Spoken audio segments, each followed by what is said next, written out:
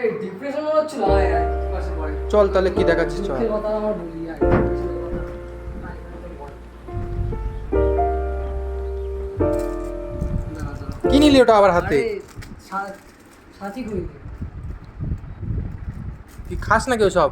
আরে হ্যাঁ, এখন তো সব কিছুই খেতে হয়। তো তুই ডিপ্রেশনে যেদিন যাবি সেদিন তুইও খা। একটু খাই নাকি তবু একটু বানিয়ে দিই। কি সাথী? হ্যাঁ, তুই সাথীকে চিনলে কি করে? না না আমি চিনি তুই না তো। সাথীকে চিনলে কি না করে? না আমি চিনি না তো। তুই সাথীকে চিনলি? আমি চিনি না। তাহলে তুই বলি না কি তুই করে? এই তো লেখা ছিল সাথী। ও তাও ঠিক আছে, ঠিক আছে, তাও ভালো, ঠিক আছে। হ্যাঁ। বুঝতে পারিনি আমি ব্যাপারটা। আরে হ্যাঁ বুঝেছি। কেন সাথীর সঙ্গে তোমার কেমন সম্পর্ক ছিল? তুই বলিস না। ও সরি সরি সরি সরি। আরে ভাই তুই সাথীর কথা বলিস না, আমার বুকে ব্যথা করছে। হ্যাঁ ওটা বুক। আরে সরি সরি সরি, আরে আমার বুকে ব্যথা করছে সত্যি। সাথীকে আমি এত ভালোবাসতাম, তার জন্য তাকে না পেলাম, তার জন্য বানিয়েই মুখে দিচ্ছি।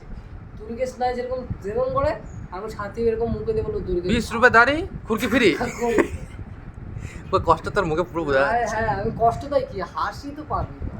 পাগলা চোদাই গেছে না, সব এই নেশা না, পেলাম না, আর কোনো ব্যাপার না। এইটাই দেখি হয়ে গেছে, আর কোনো ব্যাপার না। তো সাথীর কষ্ট ওখানে থাকছে। হ্যাঁ এই তো ঠিক আছে ঠিক আছে। ঠিক আছে আসছে তাহলে। কাট, কাট, কাট। পার্ট 3 আসছে তাহলে। হ্যাঁ